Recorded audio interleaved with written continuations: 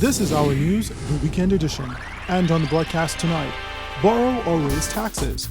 A former Chamber of Commerce CEO gives his view on why short-term borrowing may not be a bad idea. Plus, the Education Minister launches an investigation into that delinquent student loan list. And find out the lineup for the upcoming Junkanoo parades.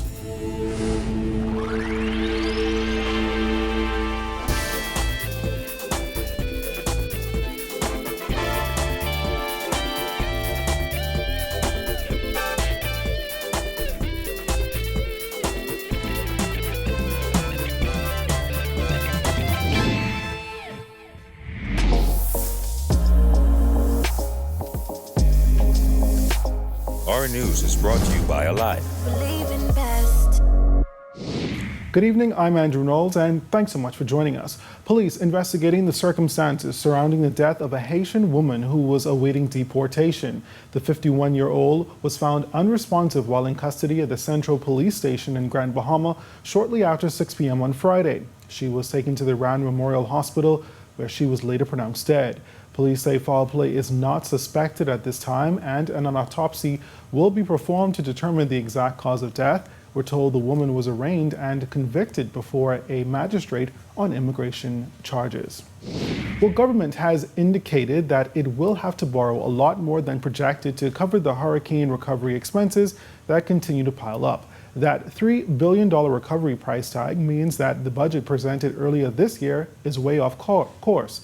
The financial secretary is on record saying that it's either borrow or we pay more taxes. Well, founder and principal of Sumner Strategic Partners, Edison Sumner, gave a view on why short-term borrowing may be the better option. Short-term, the government needs to have access to capital quickly, right? Because even prior to Dorian, we were already hearing from the government that they were going to have a shortfall in revenue for this fiscal period. The hurricane came and sort of exacerbated that somewhat and extended the level and the leverage of loss the government would have experienced for this period this year. So for the government to maintain its operations, looking at whatever capital developments it was doing, there needs to be access to immediate capital to support its programs and its policies, etc. Any discussion at this point, in my view, that talks about imposing a new tax or increasing a tax on the Bahamian public at this rate is going to come or will be met with a level of resistance from the people, because the cry is that we really can't take any more right now. Sumner was a guest on RTV's On the Record with host Jerome Sawyer. He also shared why the rise in value-added tax may have put the country in a better position to handle the huge losses. So if we hadn't introduced value-added tax and hadn't increased the rate of VAT, then the revenue streams would not have been, I think, as significant as it has been. As Grand Bahama residents struggle to recover 3 months after Hurricane Dorian, Grand Bahama utility company engineer Remington Welshcombe is reporting great progress in their efforts to improve the quality of water supply. Things have improved. Since then, the water salinity has come down. We're looking at about 2,800 right now on average overall. And we have restored a lot more of our infrastructure. And we've been rebuilding the infrastructure on a daily basis. The plants, we've been restoring the pumpage. We've been changing out some of the damaged parts and rebuilding our well fields back to what it was. In the weeks following Dorian, consumers were asked not to drink or brush their teeth with the running water. Welshcombe says when it comes to the salinity of the water, some things will take time. At its current rate, it's significantly dropping. It has slowed down since a few months ago. So what we did was we actioned our intermediate plan, which involves looking for new supply. With that new supply, it's going to take some time to integrate that into the current system. So that's where we're currently at. And a timeline for that would be more in the first part of next year, or within the first 6 months. In other news this evening, the government will exhaust all measures to collect nearly $70 million owed to the Bahamas government in delinquent student loans, according to Education Minister Jeffrey Lloyd. Our Georgie O'Bain reports. In a notice published in Thursday's Nassau Guardian, the Education Loan Authority released the names of people alleged to have delinquent loans but cannot be contacted. Among the list is government-appointed Senator Renard Henfield. Henfield has denied having debt with the ELA and stated that his final payment was made in 2004. Education Minister Jeffrey Lloyd said the matter was brought to his attention and he doesn't understand how a public official would end up on the list. If that's his name, I cannot believe that any institution in this country would not be able to meet or reach a senator, a member of parliament, a cabinet minister, a public official. He's a member if it is, and I say if, and I'm still waiting for the investigation to be completed so that I can be giving a report to the nation. Senator is a senator. His her contacts are well known and should be well known to the public sector, to the House of Assembly, to the Senate, to the government of the Bahamas. So I want to find out. So when I do find out, the media will know. Lloyd said he has launched a personal investigation into the list and is currently awaiting a report from the chairman of the Loan Authority. I requested a written explanation as to, first of all, about the list. How is that list generated, from whom it is generated, and the names on that list. How do those names get to be on the list?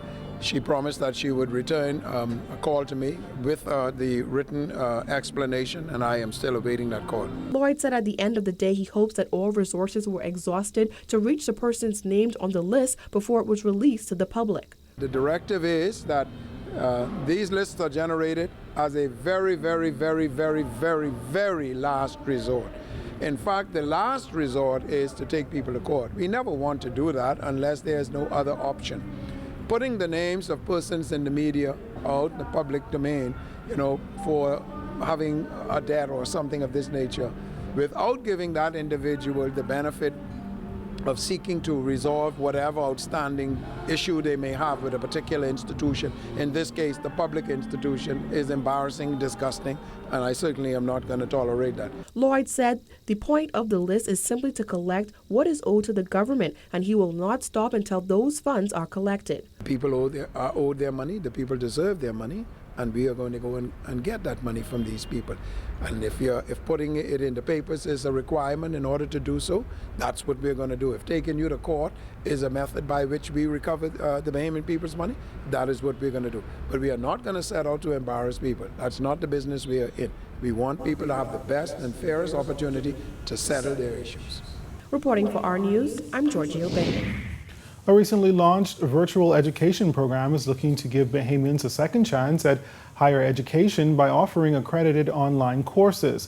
American High School Caribbean official Jason Beneby explains why the program is much needed in the Bahamas.